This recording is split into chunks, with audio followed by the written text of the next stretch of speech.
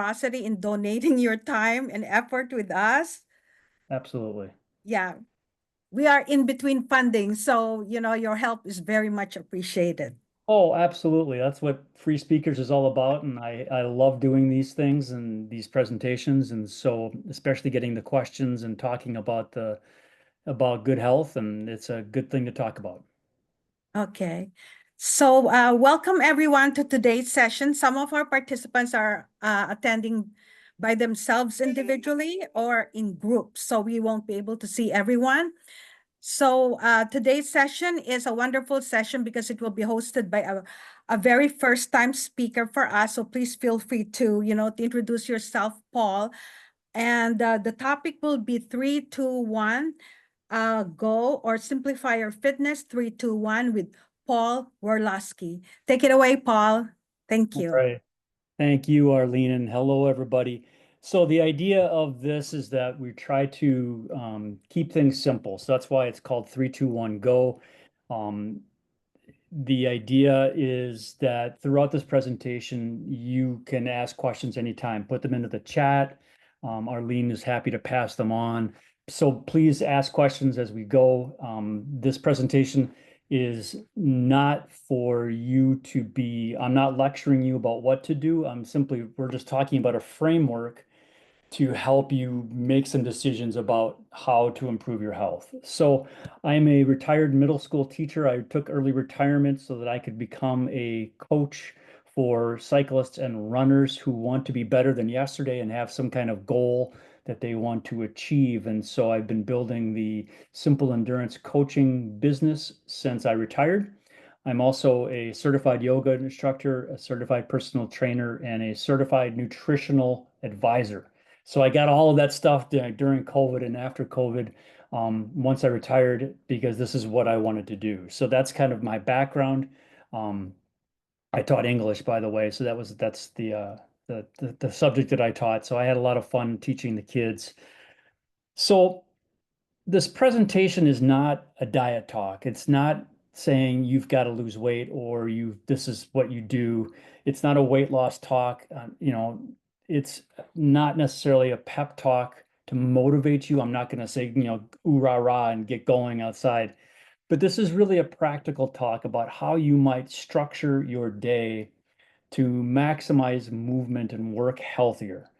Um, the idea is that we try to move as much as possible and do as much movement as possible during the day, during our work day, so that we are healthier instead of just sitting in our chairs or doing whatever we're doing.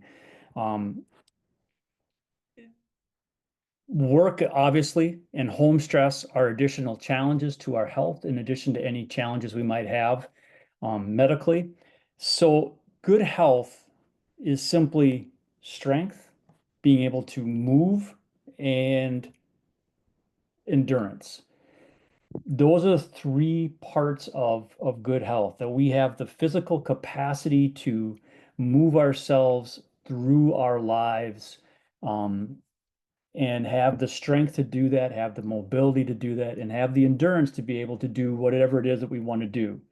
We're not talking about having to run a 5K or ride your bike. We're simply talking about the good health in order to get ourselves um, to live longer and to enjoy the lives that we do have.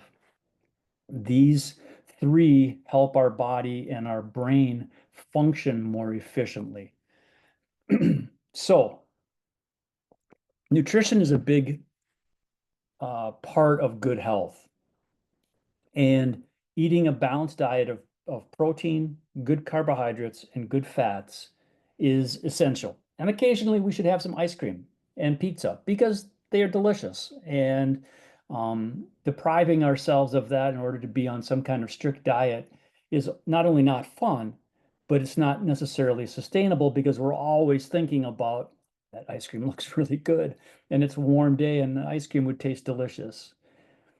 If we think about nutrition as simply focusing on a plate that has a protein of it on it and have fruits and vegetables on our plate, fruit and or vegetables on the plate. That's what's going to make for a good balanced diet. And then occasionally having, good carbohydrates like potatoes and rice and sweet potatoes. Obviously, vegetables are good carbohydrates as well. Good fat is butter.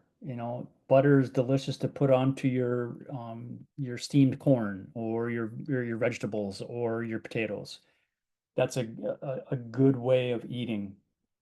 But if we focus on having the protein, we will probably eat a little less because we'll be more satiated. We'll be less hungry. And then we'll get the good carbohydrates to get all the other nutrients that we need in. But again, occasionally ice cream. Strength is another incredibly important part and the piece that many of us are missing in our lives, in our daily lives. And we do not need to necessarily go to a gym.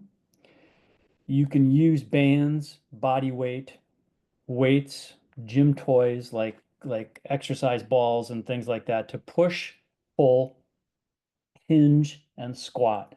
Those are the main movements. So a push like a chest or a shoulder push, pull, a shoulder pull, or a chest pull. A hinge is where you're coming down from your hips, and a squat is where both your knees and your hips bend, like sitting back into a chair. And then strengthening your core is another key element of that. And by core, I mean basically from your hips to your shoulders, front and back. It's your chest and your back and your belly. Strengthening that allows you to move better. And strength is probably the best bang for your buck, especially full body strength, focusing on your hips to shoulders to build strength, stability in your core, better posture, and a stronger back.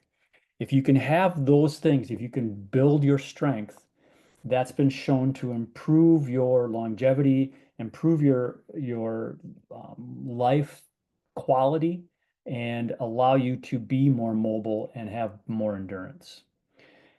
Mobility simply means movement. It's the capacity for your joints to move in different directions. It's movement that is purposeful to build joint strength and stability.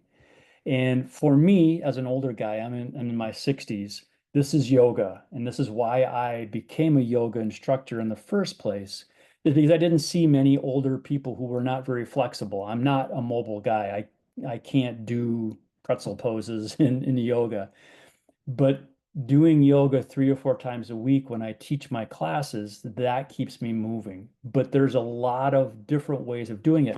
I don't look like the 25-year-old former dancer, the Instagram models. That's why I became an instructor, so more people who look like me are in front of classes and more people are getting comfortable. I teach a class at a gym nearby, and I am really happy that there's a lot of older people in the class and a lot of guys in the class who take the class because they feel more comfortable that a guy's teaching it who understands that they don't move as well as we used to. Finally, the last piece is endurance. And endurance simply means your capacity to go for a walk, to go for a bike ride. We're talking about short endurance intervals and long endurance where we walk, run, and cycle for long rides or short rides. And then we do HIIT or high intensity interval training for short workouts. And we'll come back to this in a moment. This should not feel intimidating at all. This should simply mean, and I'll give you some examples of what you can do with this. But the 3-2-1 framework is this, is that every day there is some movement in your day, whether that's at work or after work or before work, or during work, while you are working, you can do some of these movements to help you improve your general day-to-day health. So 3 is that there are 3 days a week of strength training. That's an ideal. If you can do more, that would be great, 4 or 5, but that 3 days a week of some kind of strength training, whether it's body weights, whether it's using bands, whether you go to the gym or work at home, and that can include yoga. yoga it is often a strength training, especially when you do a flow yoga class that is strength. The two is 2 days a week of HIIT, of high intensity interval training. This is going at a higher pace, and I'll show you some examples in a few moments. And then 1 day a week of longer endurance. This could mean 30-minute walks that gradually expand to an hour walk, or same thing with a bicycle ride, that you get out and do an easy pace, enjoyable workout, but you extend the time so that every day there's some movement. It's like, what? I need to exercise every day? That's not really the right question. Yes, you should be moving every day, and that's kind of the key, because what form of movement you take is really up to you, your lifestyle, your physical condition, your medical condition. And you can start really small by sitting up and sitting back down in chairs and doing any kind of form of exercise that works for you. So here's a test. Let's try this together. So I want you to scoot your butt to the edge of your seat. I'm assuming most of you are sitting. And I want you to put the weight on your heels, so that your toes are kind of like dinosaur claws. And I want you to stand up. Okay, so try that now. Scoot your butt to the edge of the seat, put your weight on your heels, and stand up. Was that a challenge? Okay, so try that again. Put your weight underneath your knees, put the weight on your heels, your feet are underneath your knees, and then stand up. If you can't stand up, we have some work to do.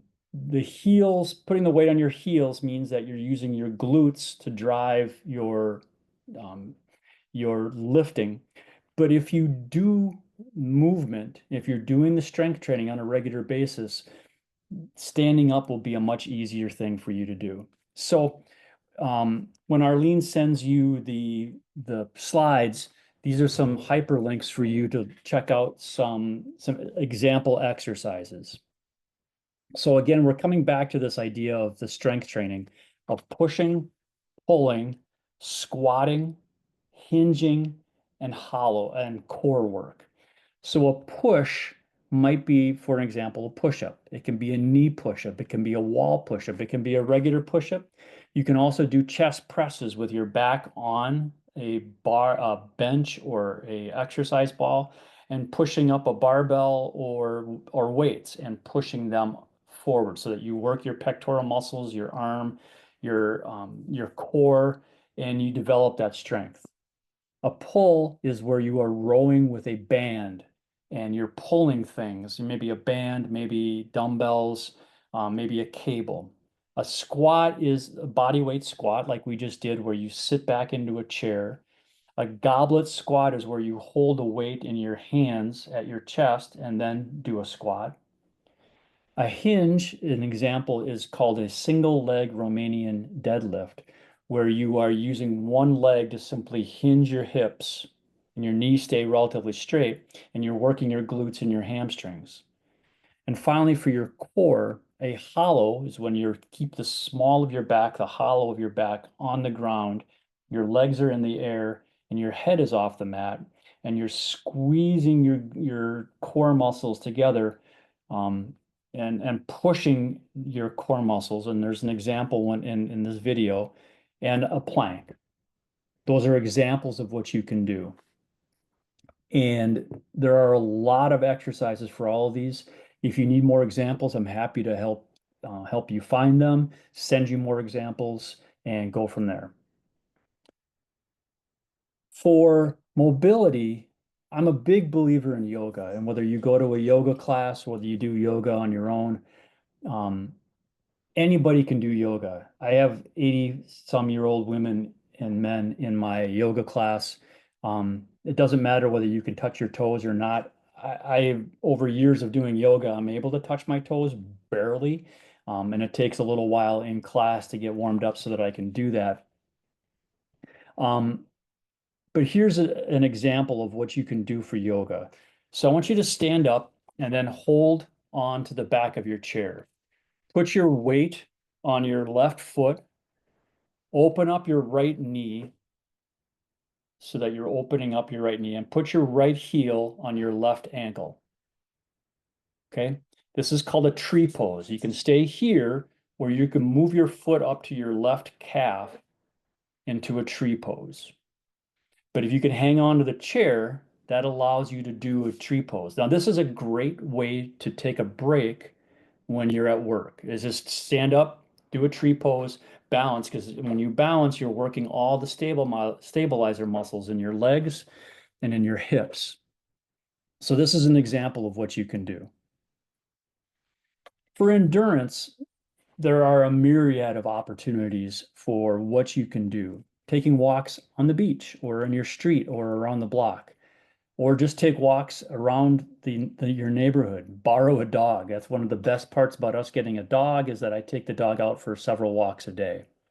You can take bike rides to coffee shops or to a restaurant, or take a long ride someplace new. Jog or run. The goal is to get your heart rate up a little bit, and that's what we're trying to do, is just basically get your heart rate up so that you can continue moving. And then once a week, we want to try to get in, or twice a week rather, we want to get in some high intensity interval training. Now, for many people, this is the most intimidating part. It's short, but a little challenging. And if you've never done this before, start easy. Start with one set of a couple of these kind of exercises that I'll show you. But HIIT is the best possible way to improve cardiovascular fitness. You can finish this kind of a workout in less than 10 minutes. Here's some examples. Do 20 seconds of jumping jacks, then followed by 10 seconds of rest, and repeat that several times. Do 20 seconds of deep body weight squats with 20 seconds or 10 seconds of rest. Do 20 seconds of running or high knees or butt kicks with 10 seconds of rest. So if there's some movement that you're doing where your heart rate gets up much higher, but then you rest. So let's put this all together, because the goal here is to give you this framework of 3-2-1 where you're doing hard work. At the minimum, move during the day. Stand up a couple extra times and you do your work. Moving throughout the day is the most important way to improve your health more than anything else, is simply just moving. You have 24 hours in which to do some kind of movement. Go for a walk, stretch, do seated cows and cats. Let's practice that one now. Here's a great seated cow and cat. So in cow, you simply are arching your back and lifting your head. And this is an inhale. And an exhale is letting your chin fall to your chest and letting your back kind of collapse. And then inhaling back into a cow. This is seated yoga. Another one, raise your hands over your head. Grab your right wrist with your left hand and lean your torso over to the left while pushing your hips over to the right. This is where you can stand, or you can do this seated. And do the same thing here. You're stretching out. Okay, do that 5 times. So inhale up, exhale back down. Inhale up, exhale back down. So movement during the day is a simple thing to add, where you're not just sitting at your chair or doing your thing all day long, but you're moving in some way. Exercising 3 days a week at a minimum. For example, on Monday, lift weights or do some body weight exercises. Push something, pull something, squat, hinge, core. Tuesday HIIT, Thursday lift, Saturday walk. Another alternative, Monday is strength and HIIT. Wednesday is strength and HIIT. Friday is strength and HIIT. Saturday is a bike ride. So 3 days a week of doing some kind of strength training, even if it's wall push-ups and body weight squats. 2 days a week of doing some kind of HIIT work, and that's just for a short period of time. 1 day a week of longer endurance. Start with 30 minutes and build from there. So let's get some questions, add them into the chat. I'm going to see if I can read them in a second. I would love to help you on your journey and at least get started. This is my email address. Arlene will have that, and I will be happy to answer any questions.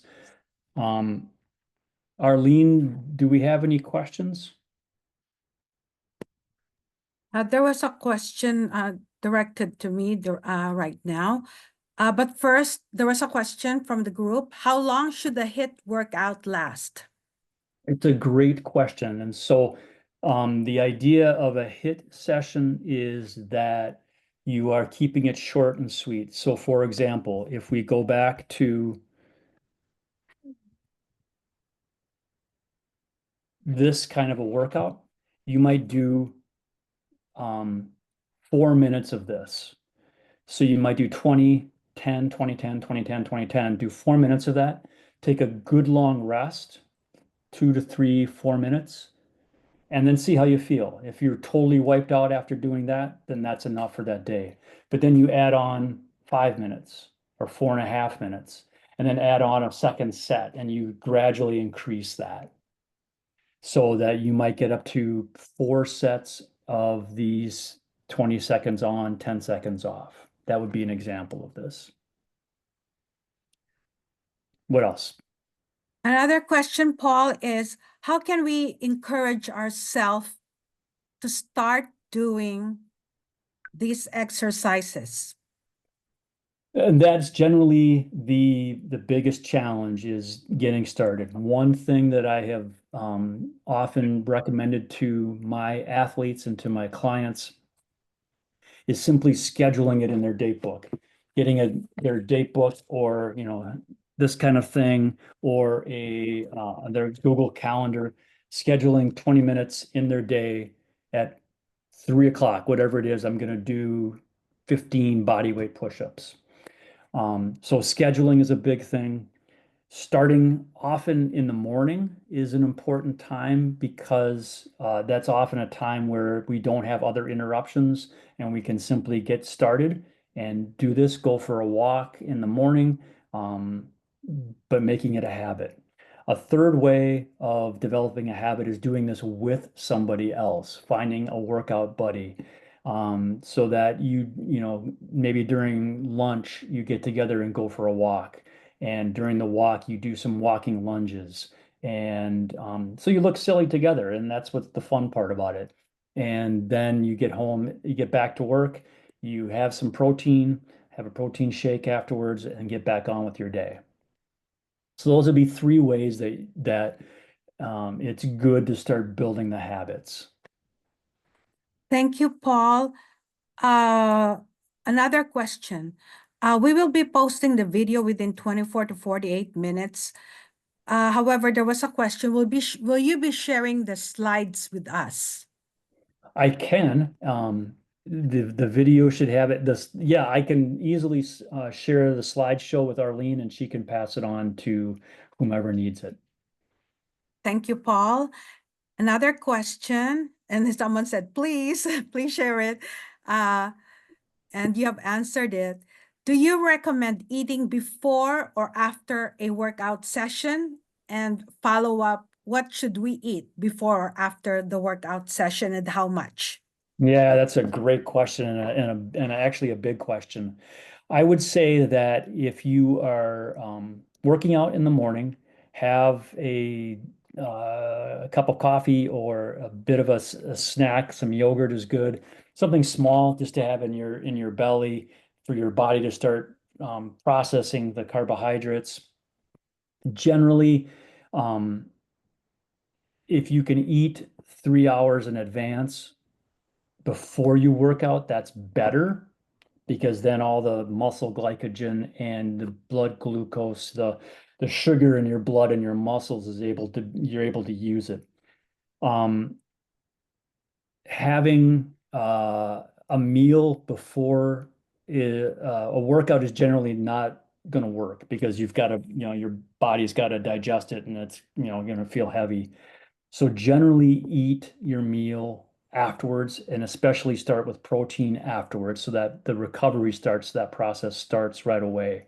Um, the general guideline for protein, as crazy as this sounds, is roughly a gram of protein per pound of body weight per day. And if you think about that, an egg is 7 grams, chicken breast is, 12 to 15 grams of protein. That's a lot of chicken breast. And so for many people, supplementing with a protein shake or chocolate milk after a workout is a really good idea of starting the recovery process right off the bat. What else? Great questions. Keep them coming. Oh, another question that was directed was, how do we keep our habits? Mm. What happens if we, let's say, wasn't feeling well, and how do we go back again to it so we stick to whatever we have decided on earlier? Yeah, yeah. The idea of a good habit is not being rigid with it. There are days that workouts are not going to happen. Today, for example, I'm moving my daughter into her college apartment, and a workout is not going to happen until maybe later tonight, if that happens. It's because work, it sometimes happens. And to be okay with that, setting a goal of doing this 3 days a week of exercising is a good place to start so that you know that 3 days of your week are all you need to get going. Another habit of starting, what are you doing in your lunch hour? Maybe you only have a lunch. When I was a teacher, we had a lunch 22 minutes and that was all. So there wasn't enough time to do any kind of movement, but you would have to do other movement during that. If you're a nurse or a medical staff and you're on the floor a lot, you're doing a lot of movement already. Um,